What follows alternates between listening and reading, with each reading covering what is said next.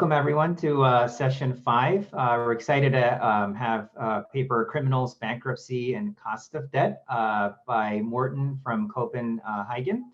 Morten, you'll have 15 minutes. I'll give you a 3-minute warning. And then Maria from London School of Economics will be discussing the paper for 15 minutes. And just to reiterate what Anne said, I'll encourage you to submit your questions to the Google form.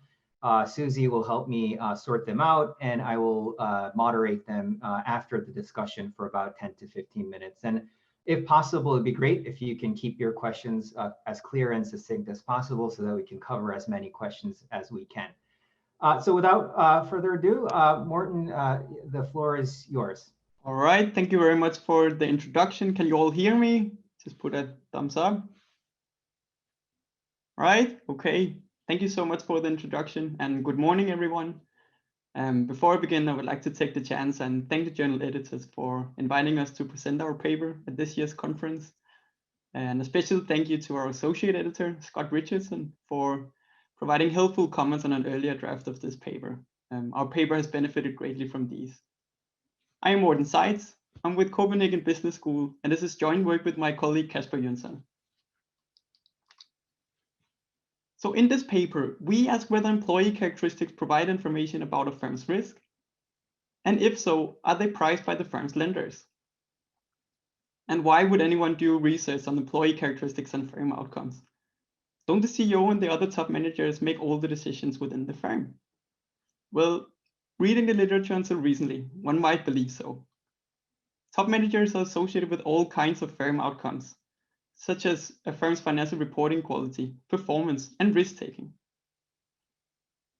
However, recent research moves beyond the characteristics of top managers and examines whether the characteristics of rank-and-file employees are associated with firm outcomes. But this is difficult to do empirically because data on employees are hard to come by. Therefore, researchers have generally resorted to using either indirect proxies for employee characteristics, such as the average level of education, religiosity, or gambling attitudes of the people living around firms' headquarters. Or they have focused on specific industries for which one can get the required data, such as the auditing industry or the financial industry. And this is not just a topic that academics care about, it's also something they care about out there in the real world. In 2017, a consortium of investors submitted representing $6 trillion in assets under management, submitted to the US SEC a petition to require firms to disclose standardized information about their human capital. And that's just a fancy way of saying information about the employees, arguing that it can help investors assess a firm's risk and prospects. In our paper, we address this topic with a sample of private firms from Denmark. I'll get back to the sample in just a few minutes, but why care about Denmark? Small country located somewhere over there across the Atlantic, right? Well, because in Denmark, researchers can get access to extremely detailed data on individuals and can link these individuals to the firms in which they work. So in our study, we access administrative data sets on criminal records dating back to 1980, covering all the employees working in our sample firms. And using these data has several advantages over related research. So first, we can use the characteristics of a firm's actual employees and not the people living around their headquarters. And second, we can conduct our test in a countrywide sample of firms, hence addressing the topic in a much broader setting than has been done elsewhere. What we practically do is the following. First, we generate two variables, two proposed risk factors. One indicating that the CEO has a criminal record, and one measuring the proportion of employees with criminal records. We then estimate 3 different bankruptcy prediction models, assuming that the likelihood of bankruptcy proxies for firm risk, and add to the models the criminal records of CEOs and employees. Finally, to examine whether the criminal records of CEOs and employees are priced by the firm's lenders, we examine whether they are associated with the firm's interest rate.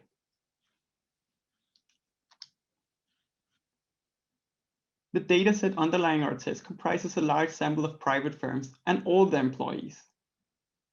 And to put it into perspective, the number of employees covered in our sample corresponds to about 17% of the entire Danish workforce. The average firm in our sample has assets of about $7 million, is 19 years old, and employs about 37 full-time equivalent employees. We find that almost 19% of the CEOs in our sample have criminal records. And on average, 17% of a firm's employees have criminal records. And why do we use criminal records? We use criminal records as an observable outcome of a personal trait because the criminology literature argues that crime is driven by a lack of self-control or exposure to peers committing crime. And individuals lacking self-control are characterized as impulsive, insensitive, risk-taking, and short-sighted, characteristics that we believe are associated with bankruptcy. And employees can influence a firm's risk in several ways. First, they can exert a direct influence on a firm's risk by, for example, making investment decisions.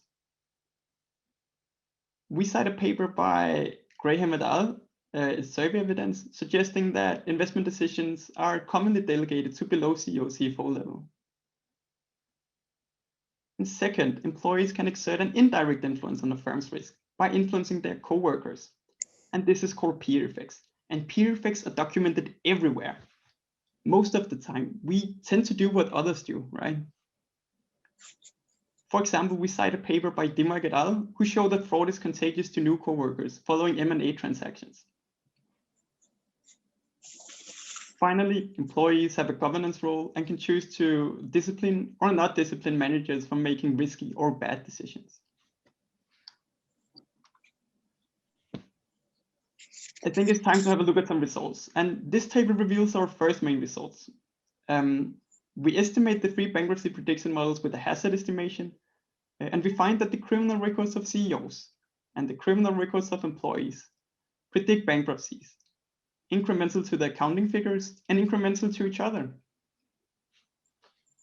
In economic terms, we find that a CEO with a criminal record is associated with about 40% higher likelihood of bankruptcy relative to the sample mean, and 1 interquartile change in the proportion of employees with criminal records is associated with about 30% higher likelihood of bankruptcy relative to the sample mean. We conduct several additional analyses regarding the employee characteristics and a firm's likelihood of bankruptcy, but let me just highlight a few of them. First, we examine which types of employees drive our results. If, on the one hand, employees with decision-making authorities make decisions solely based on their own traits, as proxied for by their criminal records, we would expect only the criminal records of these employees to predict bankruptcies. If, on the other hand, decision makers are influenced by their peers, if they are subject to peer effects, we would expect the criminal records of all employees to provide information about a firm's likelihood of bankruptcy. And our empirical evidence is consistent with the latter. We find that the prediction accuracy is better when we include the criminal records of all employees than including only the criminal records of those with the highest salaries or those with managerial job titles. And we cannot observe the decisions that employees make within the firm, but we can observe their decisions to commit new crime and examine whether these decisions are influenced by their co-workers. And they are. We find that, consistent with the argument of peer effects, that individuals who change jobs, start working in a company with a high proportion of employees with criminal records, are more likely to commit new crimes themselves. And this holds both for individuals with a prior record and for individuals who had never committed crime before. We then examine which types of crime drive our results, and we find some evidence that our results are driven by employees with white-collar crime convictions, specifically fraud convictions, although white-collar crimes and other types of crimes are highly correlated, which makes it difficult to disentangle the effects of each type of crime. And I think it's important to say that this is a correlation study or prediction study. Our employees are not randomly assigned to firms. We don't have an exogenous shock, and therefore we cannot rule out concern about endogenous sorting. That being said, we conduct several tests indicating that endogenous sorting is not driving our results. First, we use propensity score matching and match bankrupt firms with non-bankrupt firms based on their accounting variables only. If employees self-sort into firms based on these accounting figures, we would not expect to find a difference in the proportion of employees with criminal records across bankrupt firms and their non-bankrupt matched peers. But we do. Using the propensity score match sample, we continue to find that the criminal records of employees significantly predict bankruptcies. In another test, we split our sample into two subsamples, conditioned by the CEO having or not having a criminal record. If CEOs select employees who share their beliefs, which then drives our results, we would not expect our employee variable to load when we estimate the bankruptcy prediction model separately for each of the two subsamples. But it does. In both subsamples, the criminal records of employees continue to predict bankruptcies. Finally, we split our employee variable into stock and flow variables, and we find that both predict bankruptcies, indicating that our results are not just firm fixed effects. Because the criminal records of CEOs and employees predict bankruptcies, incremental to the accounting figures, we conclude that they constitute two risk factors.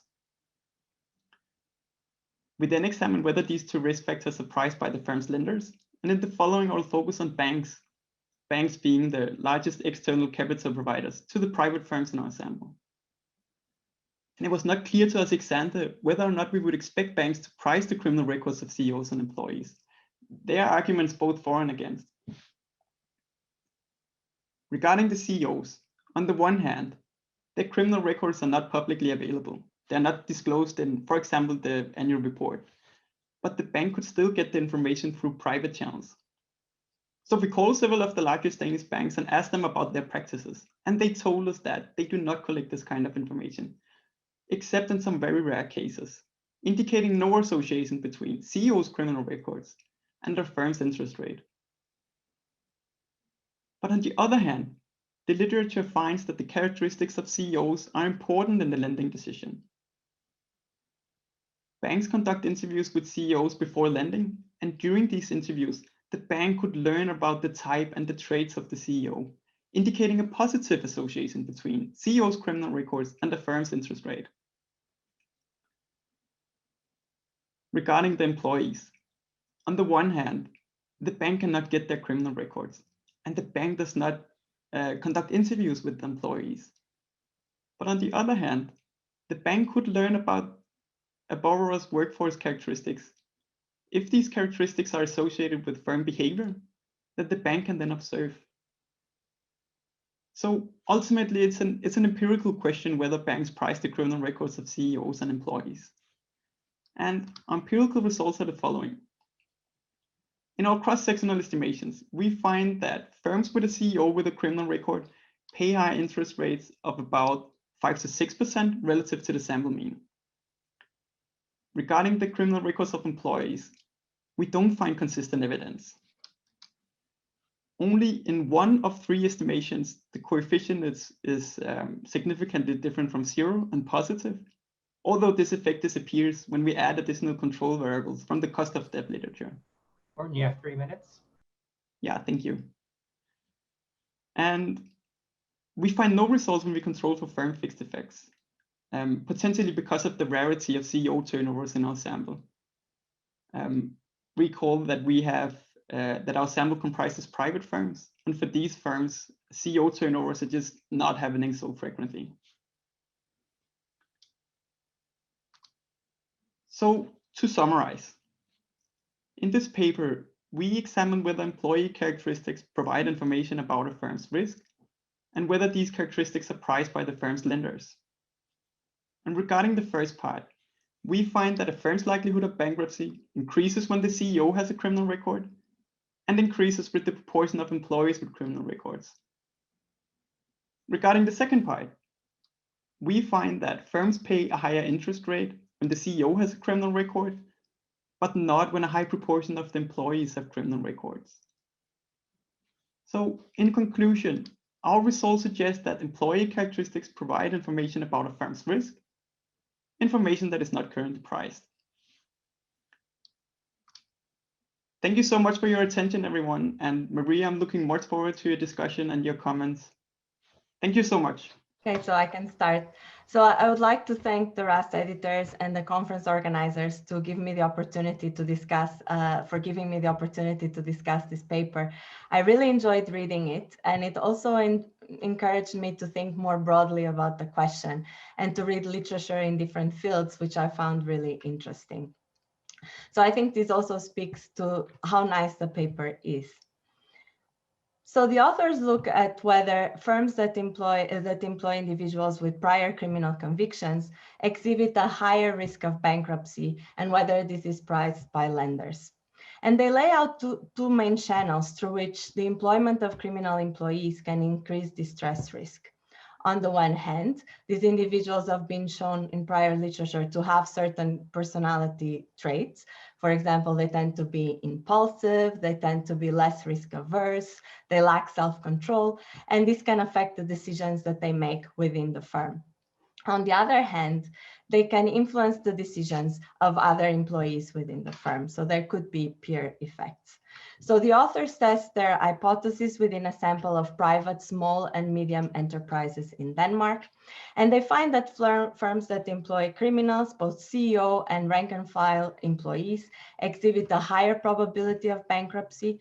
These criminal records, both of the CEO, but also of other employees, have incremental predictive power beyond traditional accounting-based accounting prediction, bankruptcy prediction models. However, lenders do not seem to take into account the criminal records of employees when defining interest rates. And this is perhaps not surprising, given that they do not have access to the criminal records of the borrower's employees. Now, thinking about the paper's contribution, the authors have a really rich matched employee-employer data that includes the criminal records of all executive and rank and file employees in Denmark.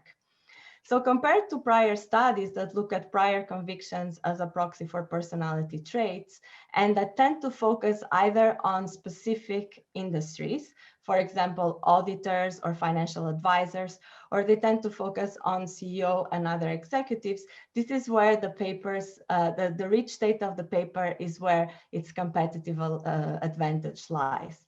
So for example, these other studies already show that firms that employ CEOs with prior convictions exhibit higher risk. They are more highly leveraged, they have higher volatility of earnings, they're also more likely to commit fraud. So I think the contribution of the paper really comes from the fact that the authors are able to look at the criminal records of rank and file employees as well. And because this is the most novel aspect of the paper, that's where I'm going to focus my discussion. Also, because the authors are able to look at these different employees, this allows them to contribute to a literature in sociology, in economics, and also in law that looks at the individual job performance of ex-offenders. Now, to give you the broader context, there is a large number of individuals with criminal convictions. So for example, 25% of the US population has a criminal record. Out of these, 20 million people have at least one felony conviction. Now, I couldn't find these numbers for Denmark, but going through Statistics Denmark website and their data bank, I found that in 2019, there were roughly 160 individuals, 160,000 individuals that were convicted for crime. And if you compare this to the population of Denmark, which is roughly 6 million, this number is quite sizable. So in this context, there is discussion all around the world to ban the box from job applications. So the idea behind this is to lobby for employers to remove the box where job applicants have to disclose their criminal records when they apply for a new job. And there are many firms that have committed to employ ex-offenders as part of their CSR strategy. For example, Virgin in the UK, with Richard Branson systematically emphasizing the idea that by hiring prior convicts, firms are able to tap into a broader talent pool. So this is also a way to think about the paper in the context of the topic for the conference. Now, before delving into the specific mechanisms through which the authors hypothesize criminal employees affect bankruptcy and cost of debt, I want to highlight two possible alternative explanations for the correlation that the authors document. The first is, as Morten mentioned, the endogenous matching of criminal employees to firms. So it's possible that employees that are less risk averse will optimally match to firms that are riskier. And this is, of course, a problem that studies in this area typically deal with. In addition to that, there is another issue that is specific to the setting. It's possible that firms, as they approach bankruptcy, experience a contraction in labor supply. And this has been documented by some studies in finance. So for example, high quality employees may leave the firm and job applicants may be unwilling to board a sinking ship. So in this sense, hiring employees with a criminal record can be a way to address these labor shortages. Now, as Morten highlighted, the authors conduct a series of robustness tests to try to rule out these alternative explanations, but these explanations are hard to rule out. For example, the authors match on the propensity of a firm employing criminal employees. And they estimate this propensity based on a set of accounting ratios, but they don't tell us how much these accounting ratios explain that decision. So I think having a good understanding of the drivers of decision to hire employees with criminal records is crucial in this setting. So for example, there might be firms like Virgin in the UK that commit to hiring ex-convicts as part of their CSR policies. And so they are serial hires, whereas for other firms, you may observe more volatility in the percentage of employees with criminal records. So I think it would be interesting to partition, to identify these two different types of firms. Also, it would be good if you could speak more to the regulation in Denmark and to specific regulatory features that might encourage or discourage firms from hiring criminal employees. Now, going more directly to the channels that the authors mention. The first one is that criminal employees affect bankruptcy risk through their own decisions. Now, this is a little bit tricky to test here because rank and file employees are a very heterogeneous group, and you cannot really identify the decisions made by each employee. Now, Morten and his co-author have done some tests in which they try to identify employees that have more decision power by sorting them on salary. But they don't seem to find that the criminal records of highest paid employees are more informative for bankruptcy than those of the lower paid employees. So given this, I think it's really important to understand what are the drivers of bankruptcy here. For some firms, this could be embezzlement or employee theft, for example. And perhaps you could look at the data set that you have, and you could try to see whether any of the firm's employees have been convicted for embezzlement or for theft, leading to bankruptcy or shortly after bankruptcy. Perhaps this is a good way to identify firms that have filed for bankruptcy for these reasons. Now, you show some evidence that firms that employ a lot of criminals have different financing and investment policies. They invest more, they are also more leveraged. But then thinking about this in the context where you don't see that employees with higher decision power are more informative for bankruptcy prediction becomes a little bit tricky. So I would encourage you to try to think In which firms do you expect to see a higher delegation to employees? And you really have this very rich data that allows you to see, I think, whether firms have multiple plans, whether they have multiple establishments. And as Aisha mentioned yesterday in that discussion, this might be a good way to identify firms in which delegation of these decisions is more likely. Now, another channel that you mentioned is the idea that employees might influence the decisions of other employees. The underlying assumption here seems to be that rank and file employees can influence the conduct of decision makers. So this is a type of peer effect that is quite different from the ones that we see typically being discussed in the literature, because there is upward influence. And so some of the mechanisms through which peer effects are normally hypothesized to take place, for example, learning about a specific behavior from the behavior of coworkers, seem less relevant in this setting. Then even if there are peer effects, wouldn't we still expect the personality trait of the highest rank or the highest paid employees to play a more important role? Now, identifying peer effects empirically is challenging, and I think you have come up with a really nice strategy to do this by looking at behavior of the job. And specifically by looking at whether employees that join new firms are more likely to, if these firms have a large number of criminals, whether they are more likely to commit crime in the following year. Now, the timeline of this effect seems to be a bit short. So I was surprised that we see employees without any prior convictions committing crime the year after they join a firm with a lot of criminals, especially because it can take some time from crime to conviction. So I think you want to provide more discussion of that. Then I would also encourage you to control for both the characteristics of origin and destination firms. It's possible that employees that move to firms with a lot of criminals are coming from firms that also had a lot of criminals. And also I would encourage you to think about whether the location of the firms can play a role here. There might be differences in enforcement across different provinces and municipalities.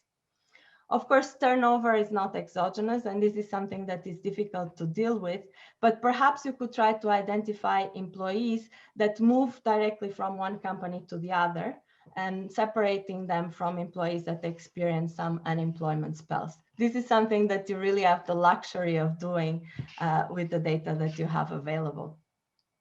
And then perhaps you could tweak this test to try to get directly at this upward influence that you hypothesize. Now, other suggestions. So you have a lot of different criminal convictions in your data set, and you do a very good job at putting them into different buckets. But I think a more intuitive measure of the seriousness of the criminal conviction could be penalties. So again, doing some digging into the Statistics Denmark website, seems that you might be able to at least identify employees that have been in prison before from those that have simply paid fines. Should also highlight that the improvement in the predictive power of your bankruptcy models out of sample is relatively modest, even taking into account the improvements that are reported in other bankruptcy studies. So, and you control for additional characteristics, employee characteristics, firm characteristics towards the end of the paper. I would encourage you to bring that upwards. Because by doing this at the end, you end up not testing whether indeed criminal record has incremental predictive power out of sample beyond these characteristics. And my last comment has to do with the measurement of criminal record variables. You start measuring those variables in 1980. So it seems like mechanically, older employees have a higher likelihood of having a criminal record. So I think this shows the importance of controlling for age throughout. And I would also consider running the analysis looking only at the criminal records for the most recent years. You truncate the variable, but you truncate it at the other end of the distribution, right? So to conclude, I think this is the paper addresses a very interesting research question that is also relevant in the broader context of the employment of individuals with criminal records. The authors have an amazing set of data, and they conduct a very extensive set of empirical analysis. Of course, it's hard here to establish a causal effect, and Morten was careful to say this in his presentation. But this implies that you should be very careful when drawing regulatory implications from your findings. And you're more careful in some parts of the paper than in others. For example, in the introduction, you mentioned this recent petition to the SEC for standardization of the disclosure of human capital information. Now, I think it's hard to make to draw regulatory implications in this respect, because if firms are required to disclose and hence collect the criminal records of employees, this can have important real effects, for example, for their real hiring decisions. And given that we know, and this can have important welfare implications as well, especially given what we know regarding the association from prior literature, regarding the association of convictions to certain demographic traits. So I think you need to be really careful drawing regulatory implications here. So I would like to thank the authors again for writing the paper. I thought it was very interesting and I really enjoyed reading it. Thank you. Thanks, Maria, for the great discussion. Morten, I can give you a minute or two to respond to Maria. If not, I can jump right into the Q&A. Yeah, thank you so much. And thank you so much for an amazing discussion, Maria. You tap into some of the problems that Casper and I also discuss. So really good job. 2 minutes, you raised so many points. Let me just mention a few of them. You mentioned the seriousness of the penalties. We just got that data delivered a few weeks back. We ordered it a long time ago, but it takes some time to get these data from Statistics Denmark. So we just got it actually. So we hope to include that in the future version to test for the seriousness of crimes, where that makes a difference. I think the first test would be conducted. They show that we don't find any significant difference between the seriousness. It corresponds to the results we present now, because we show that the white-collar crimes are to some extent driving our results. And for those, there are not so many of them going to prison, but there are a lot of those who are assaults and attacks on other persons, like the personal crimes, and a lot of them go to prisons, and we don't find that they drive our results. So it kind of makes sense. Yeah, I've written down so many things you have here. Really good job. I think I will just keep it to that, to stay within my 2 minutes. And I welcome every comment from the floor. And thank you so much, Maria. Really good job. Great. So Morten, you got a lot of very great questions and suggestions. I probably won't be able to go over all of them, but I will definitely deliver the questions to you. So there were a lot of questions, both conceptual and institutional detailed oriented. I'll start with some conceptual questions. A question from Dan and from Penn State University and others have sort of asked about the mechanism, the precise mechanism through which this criminal record is actually causing bankruptcy. There was some, is it stealing from the employer? Are they committing a crime at a bar? So anecdotal evidence could help. And there was some skepticism from the audience in terms of whether that would actually lead to bankruptcy based on their experience. So could you elaborate on that point? Yeah, thank you so much. And it also taps into what you mentioned, Maria. Why do firms go bankrupt? And I think we provide some channels through which employees they can influence a firm's risk. And we also try to look for some data on why firms go bankrupt, but this is just extremely difficult to find. So we've really done what we could here. I think we've looked into annual reports. Nothing is mentioned. We've looked on. There is the Danish official gazette. They publish every bankruptcies that happen in Denmark. They also don't disclose it. There is a register in Denmark that has been running since 2014, where CEOs are or the managers of companies, they go into that registry if there has been some fraud going on in the company or so.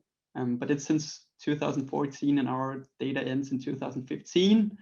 That's kind of a problem, and it also doesn't cover the employees. I think so. It's really difficult for us to get to why do these firms go bankrupt. And I think your suggestion, Maria, was really good. That we could try to look at whether some of the employees will get convicted following the bankruptcy. That's something we haven't done. That's a really good suggestion, I think. So I think that's the way to go. And to all of you who asked questions, thank you so much for all your questions. All right, and there was also a next set of questions were, well, I would categorize them as welfare related, and I apologize if I don't go over all of your names because there was a lot of those. So Sarah from Southern Methodist University, Faye from University of Illinois, John Barrios from Washington University, and others, and Charles Lee from Stanford, basically ask you, in a nutshell, is this good or bad? It sounds like the paper is depicting it as a bad thing, but there were at least 3 comments to this. So there's almost like 3 parts to this question.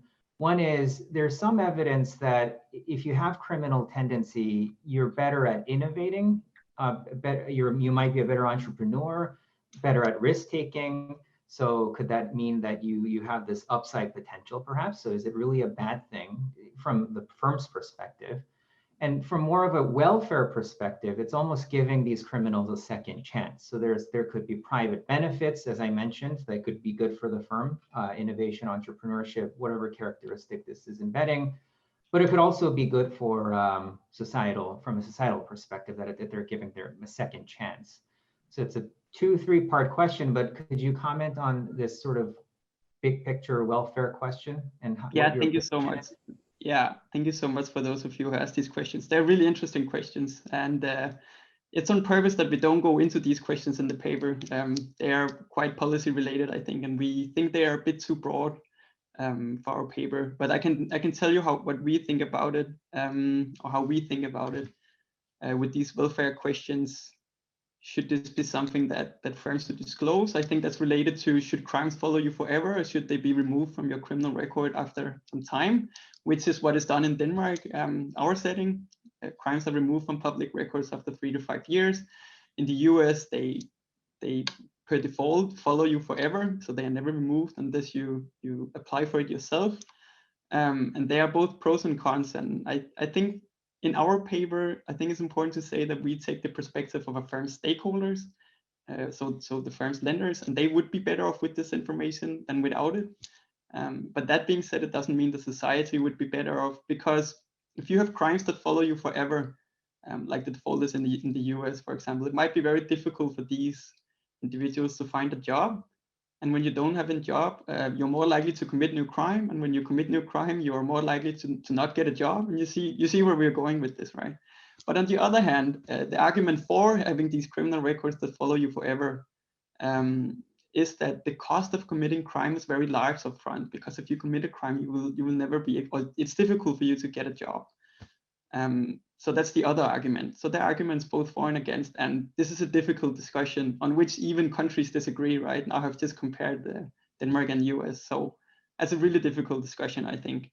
That being said, I still think that it's important to conduct research on this topic and to provide the empirical evidence of the effects of of hiring employees with criminal records.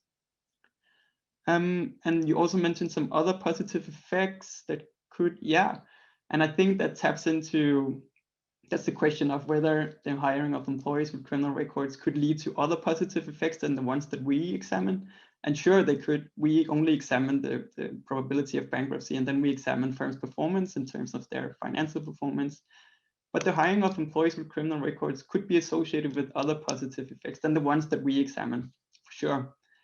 And as you also tapped into, or as you also mentioned, Maria, it could be that the hiring of employees with criminal records would be a CSR thing, that it would be, that you would hire from a pool of people for whom it's difficult to find a job, and that would be helping society, so to say. So it could be a CSR thing, definitely. All right, thank you. you still have a lot of conceptual related questions, but I might want to move on to institutional details because there was another handful. And again, I apologize if I don't go over all of them. But Maria from University of Texas at Dallas, Ira from British Columbia, and Atif from Utah had this sort of common, it's almost a clarification because your setting is very cool and new. They want to first learn more about this Denmark setting. Do they do background checks? If so, like, why did they end up hiring them in some sense? There was some question about, of course, generalizability. Is this specific to Denmark? Are there certain institutional features that would only apply to Denmark, for example? So could you just elaborate and address these almost clarifying questions about this Denmark setting and how specific it is to this particular country? Yeah, thank you so much for these questions. Really interesting questions as well. Why do firms indeed hire employees with criminal records if they are associated with adverse effects, right? First, regarding, do firms conduct background checks? Yes, they do. We estimate that they do it. I think it's 63% of all hirings, but that's also an upper estimate. So the true estimate is probably lower. So it's definitely happening. So why do firms hire employees with criminal records? There are several reasons. First, there is information asymmetry between the employer and the employee, because as I just mentioned before, crimes are removed from public records after typically 3 to 5 years. So sometimes employers, they hire employees with criminal records without even knowing that they're doing it. So that could be one explanation. Another one could be that the firms, they're not aware of the adverse effects of the hiring of employees with criminal records, or at least not the magnitudes of these effects. And this is a cost-benefit analysis, right? If an employee with a criminal record is cheaper to hire than the cost associated with the hiring of this employee, it might be economically meaningful to do so. We do find in the data that employees with criminal records, they on average get lower salaries. I think we estimated about 2 to 3%. But on the other hand, we also find that firms' financial performance is negatively associated with the proportion of employees with criminal records, indicating that the net effect is negative. And finally, it could be that the hiring of employees, as I mentioned before, with criminal records are associated with other positive effects that we do not cover in our paper, for example, CSR-related things. You also had something with institutional question. What was that again? Sorry. I think you addressed most of it, but some of the questions just wanted to understand. I think you mentioned about the screening process or the background check. I think you already addressed. So I think that's good. So to move on to other sort of related questions, categorized as empirical here almost, is there was, again, questions from Ranjani from Michigan State University and Ed from University of Utah and others are basically asking, it relates to, first of all, the entrepreneurial characteristic that we discussed, maybe, like if they're knowingly hiring employees that have criminal records, as you said, they do a background check. Could it be that it's not that it's their behavior per se, but that there's a culture of risk taking in the corporation and the firm that leads to higher probability of bankruptcy, but not the behavior of the employee or misbehavior of the employee, I guess, per se. And it's an empirical question because it was characterized with it. How would you control for this? Is there any way to control for this general hiring practice and such? That was sort of Ed's question, and Ranjani's related because he also asked whether it could be related to the governance or the quality of the governance, I guess, of the company that is leading to these hiring decisions, and how do you empirically address that? Right. First, about this hiring result, since we submitted, we thought a bit more about this. Why do firms hire employees with criminal records? And as I said before, sometimes firms, they hire employees with criminal records without even knowing it. So we conducted some additional tests since we submitted, where we include only crimes that were at least 3 to 5 years old at the time the employee got hired. So that means that the employer cannot see that this person has a criminal record. and that also mitigates that employees with criminal records self-sort into certain firms. So we examine what happens when employers hire employees with criminal records without even knowing that they have a criminal record, and we continue to find that our results go through. I'm not sure that's the perfect test, but that's one way of controlling for this, right? Controlling for some firms screening for criminal records and others don't. We cannot see which firms screen for criminal records and which don't. About the second part of the question, the governance, we could look a bit more into that, I think. It's a bit difficult because we don't have so many governance variables that we can use. And because many of the firms, they're private firms, their board of directors, they are not always professional if they even have a board of directors. So sometimes the board is just the CEO and the wife and the auditor or the hairdresser or whatever, right? We could, I think we have some family data that gives us links between a wife and a man and also parents and children. We could try to look into this. It's a bit difficult though. We haven't really worked with that data. So it would be a lot of work, but we could try to look into this. Excellent. So I think we might have, actually, no, we have 30 seconds. I think that's it.